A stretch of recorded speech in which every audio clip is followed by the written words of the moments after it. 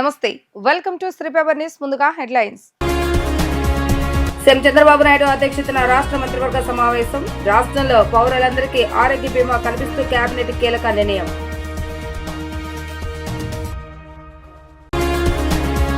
పోలవరం పునరావాస పనులపై సమీక్ష నిర్వహించిన మంత్రి నిమ్మల రామానాయుడు. ఇరిగేషన్ శాఖ ఏర్పాటు చేసిన క్వాలిటీ కంట్రోల్ ల్యాబొరేటరీ, నాణ్యత పరికరాలపై ప్రశంసలు. స్వగ్రామం నిమ్మకూరులో ఎమ్మెల్యే నందమూరి బాలకృష్ణ పర్యటన. పదవులు తనకు ముఖ్యం కాదని, వాటికే తాను అలంకారమని వ్యాఖ్య.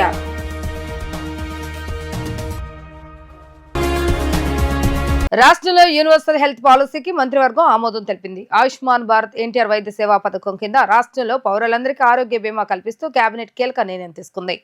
ఏడాదిలో ఒక్కో కుటుంబానికి 25 లక్షల వరకు ఉచిత చికిత్సలు అందేలాగా కొత్త విధానానికి కేబినెట్ ఆమోద ముద్ర వేసింది. ఆర్థిక స్థితిగతులతో సంబంధం లేకుండా అందరికీ హెల్త్ పాలసీలు అమలు అయ్యేలా నిర్ణయించింది. కొత్త వైద్య కళాశాలల విషయంలోనూ కేబినెట్ కీలక నిర్ణయం తీసుకుంది. ట్రిపుల్ పి విధానంలో రాష్ట్రంలో 10 కొత్త వైద్య కళాశాలల ఏర్పాటుకు మంత్రివర్గం ఆమోదం తెలిపింది. 2 దశల్లో ఆదోని, మదనపల్లి, మార్కాపురం, పులివెందుల, పెనుగొండ, పాలకొల్లు, అమలాపురం, నర్సీపట్నం, బాపట్ల, పార్వతీపురంలో ట్రిపుల్ పి పద్ధతిలో వైద్య కళాశాలలు ఏర్పాటు చేయనున్నారు. ఈ మేరకు RFP జారీ చేసేందుకు రాష్ట్ర మంత్రివర్గం అనుమతి ఇచ్చింది. 2 దశలో మిగిలిన 6 ప్రాంతాల్లోని వైద్య కళాశాలలను ట్రిపుల్ పి కింద ఏర్పాటు చేసేందుకు ఫిజిబిలిటీ రిపోర్టు సిద్ధం చేయాలని నిర్ణయించారు. భావ ప్రకటన స్వేచ్ఛ ఉండొచ్చు, కానీ అది శృతి మించకూడదని ముఖ్యమంత్రి నారా చంద్రబాబు నాయుడు స్పష్టం చేశారు. సామాజిక మాధ్యమాల్లో తప్పుడు పోస్టుల నివారణకు తీసుకోవాల్సిన విధి విధానాలకు మంత్రివర్గం ఉపసంఘం ఏర్పాటు చేయాలని సీఎం నిర్ణయించారు. హోంమంత్రి అనిత, నాదెండ్ల మనోహర్ అనగాని పాత సారథులతో ఉపసంఘం ఏర్పాటుకు నిర్ణయం తీసుకున్నారు. కొత్త చట్టం తీసుకొచ్చేందుకు నిబంధనల రూపకల్పనకు ఉపసంఘం కృషి చేయనుంది. పోలవరం ఎడమ ప్రధాన కాలువ పోలవరం పునరావాస పనులపై మంత్రి నిమ్మల రామానాయుడు సమీక్ష నిర్వహించారు.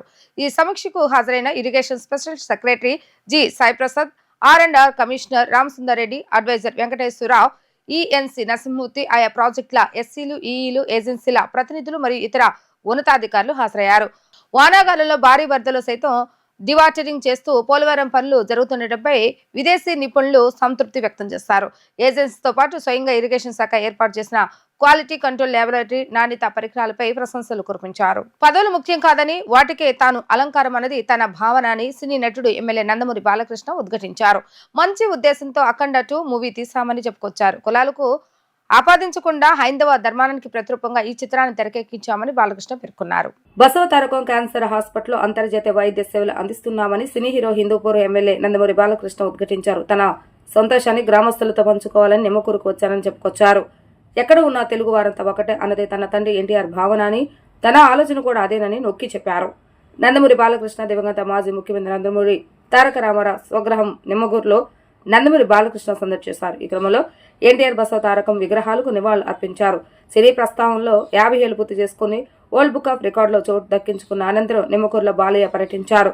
గార్డ్ ఆఫ్ హానర్ తో గురుకుల పాఠశాల విద్యార్థులు ఆయనకు స్వాగతం పలికారు. బాలయ్యకు నిమ్మకూరు ఆడపడుచులు మంగళహారతులు ఇచ్చారు. ఈ సందర్భంగా బాలకృష్ణ ఆసక్తికర వ్యాఖ్యలు చేశారు.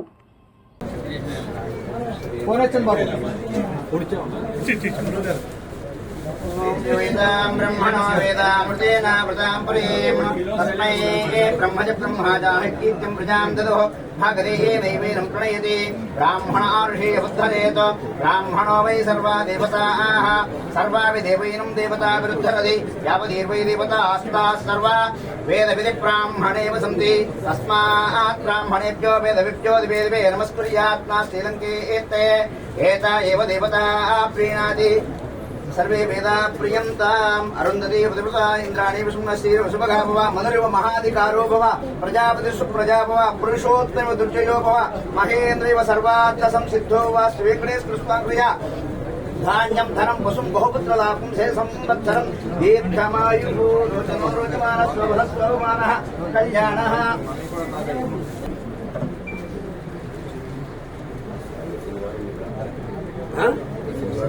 అందానం దొరుకుతుంది మనకి.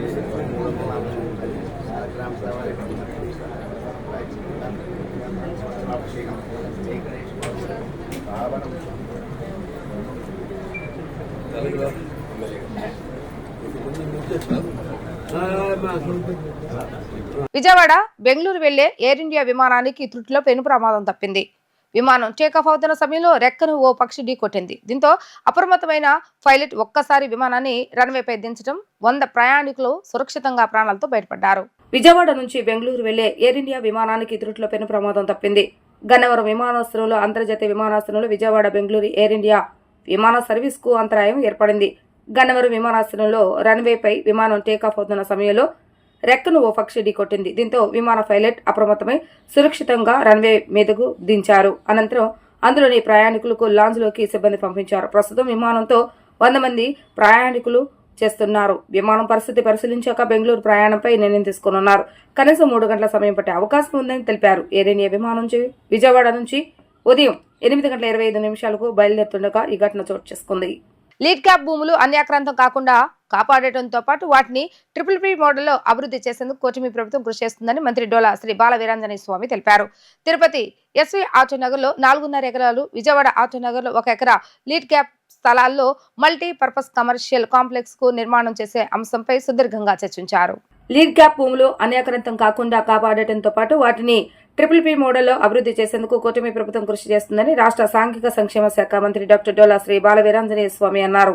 అమరావతిలోని వెలగపూడి సచివాలయంలో లీడ్ క్యాప్ పై అధికారులతో మంత్రి సమీక్షించారు. ఈ సమీక్షలో తిరుపతి, విజయవాడలో మల్టీపర్పస్ కమర్షియల్ కాంప్లెక్స్ ల నిర్మాణంపై మంత్రికి అధికారులు పవర్ పాయింట్ ప్రెజెంటేషన్ ద్వారా వివరించారు. ఈ సందర్భంగా తిరుపతి ఎస్వి ఆటోనగర్లోని 4.5 ఎకరాల, విజయవాడ ఆటోనగర్లో 1 ఎకరా లీడ్ క్యాప్ సంస్థలలో మల్టీపర్పస్ కమర్షియల్ కాంప్లెక్స్ ల నిర్మాణం చేసే అంశంపై సమీక్షలో సుదీర్ఘంగా చర్చించారు. దీనిపై ముఖ్యమంత్రి నారా చంద్రబాబు నాయుడుతో చర్చించి విధి విధానాలు రూపొందిస్తామని మంత్రి డోలా శ్రీ బాల వీరాంజనేయ స్వామి తెలిపారు. ఈ సమీక్షలో lead cap chairman Pilli Manikyalarao, social welfare secretary MM Nayak, lead cap MD Prasanna Venkatesh, ED TVS Prasadarao, Sunil Raj Kumar, lead cap manage అధికారి తదితరులు ఈ కార్యక్రమంలో పాల్గొన్నారు.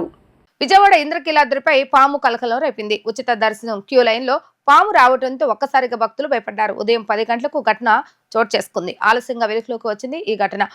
అవుట్ పోస్ట్ పోలీసులు పామును సంచిలో పట్టుకుని బయట ప్రాంతంలో పోలీసులు వదిలారు.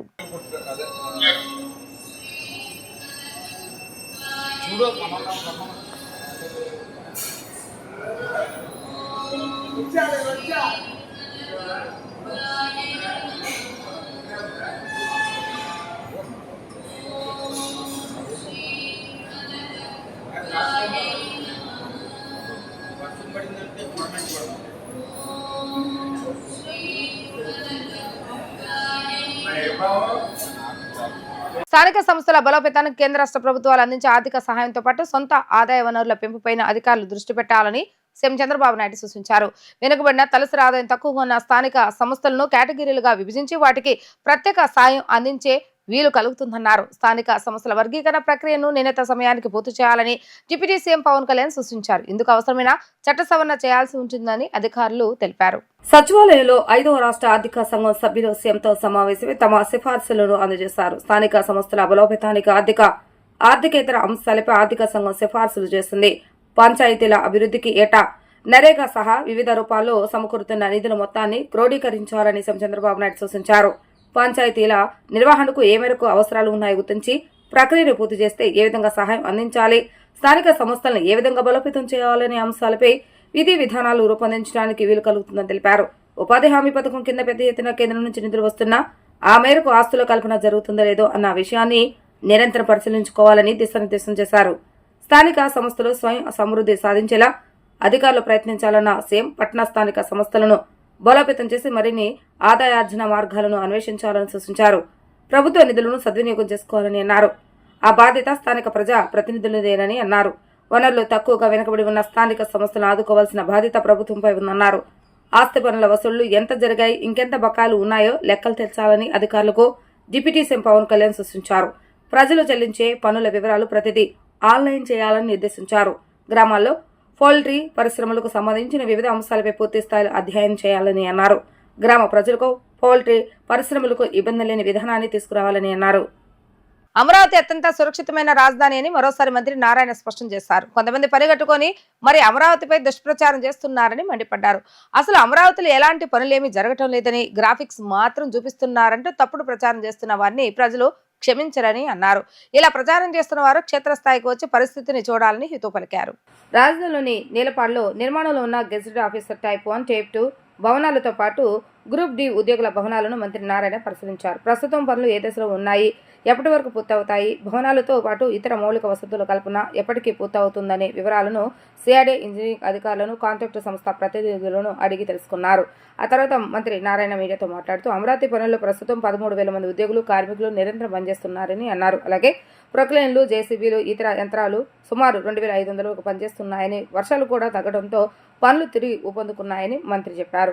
గెజెటెడ్ ఆఫీసర్ టైప్ 1 భవనాల్లో 4 టవర్లో 384 ఫ్లాట్లు, ఒక్కొక్కటి 1,800 అడుగుల చదరపు విస్తీర్ణంలో 9.62 లక్షల విస్తీర్ణంలో పనులు వేగంగా జరుగుతున్నాయి. ఇక టైప్ 2 భవనంలో మరో 4 టవర్లో 336 ఫ్లాట్లు, ఒక్కొక్కటి 1,500 చదరపు అడుగుల విస్తీర్ణంలో 7.4 లక్షల విస్తీర్ణంలో జరుగుతుందని తెలిపారు.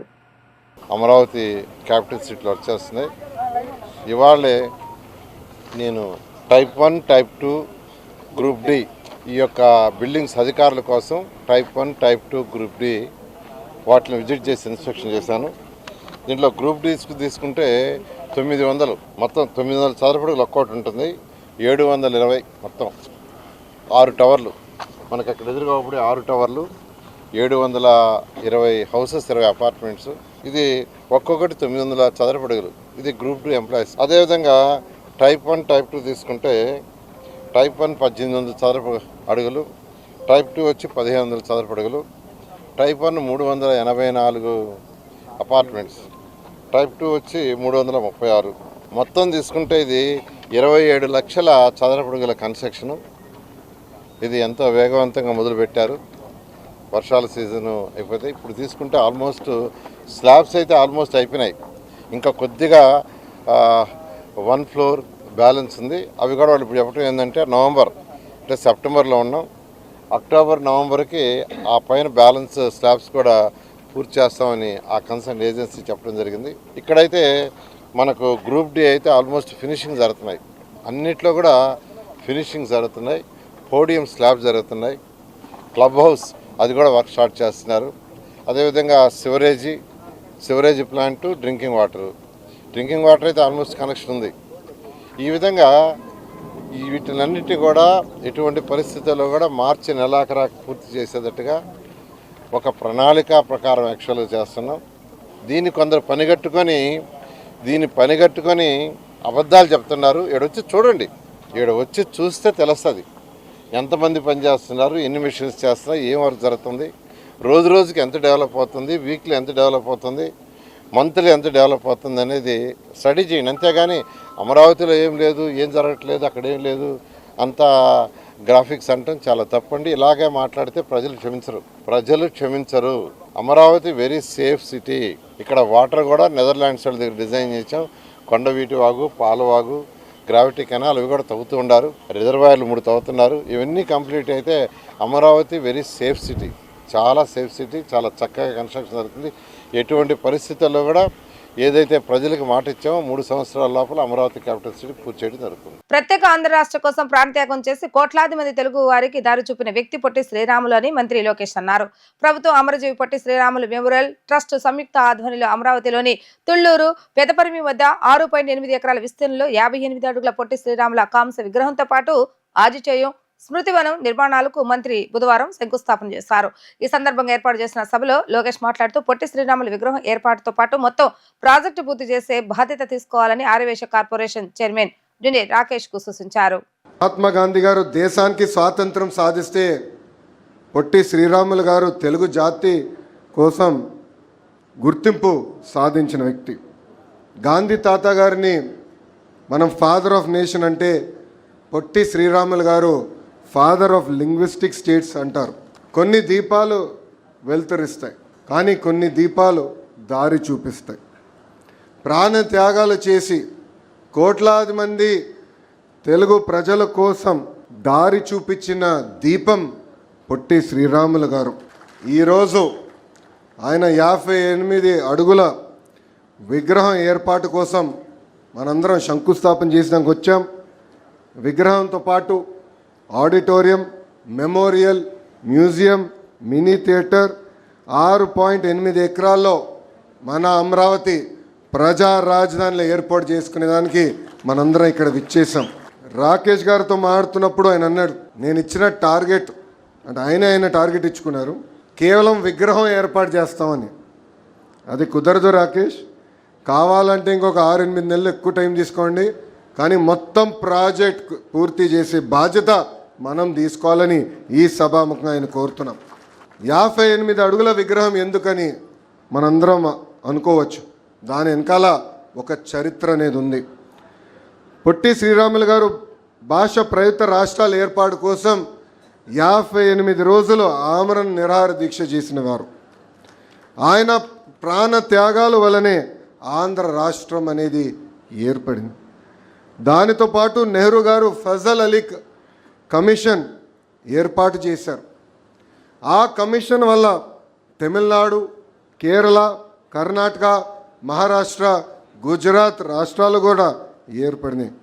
అంటే ఒక పొట్టి శ్రీరాములు గారి త్యాగం వలన ఒక ఆంధ్ర రాష్ట్రమే కాదు, భాష ప్రయుక్త రాష్ట్రాలు మన దేశంలో ఏర్పడినాయని ఒక్కసారి మనందరం గుర్తుపెట్టుకోవాలి.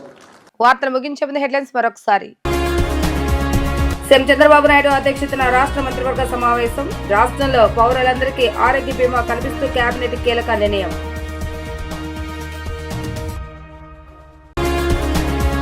పోలవరం పునరావాస పనులపై సమీక్ష నిర్వహించిన మంత్రి నిమ్మల రామానాయుడు. ఇరిగేషన్ శాఖ ఏర్పాటు చేసిన క్వాలిటీ కంట్రోల్ ల్యాబొరేటరీ, నాణ్యత పరికరాలపై ప్రశంసలు.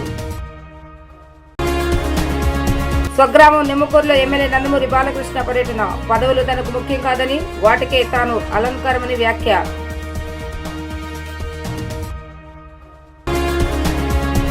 ఇవి రోజు వార్తా విశేషాలు. మరలా తిరిగి ప్రసారమే వార్తలు మళ్ళీ కలుద్దాం. అందరికీ సెలవు, నమస్కారం.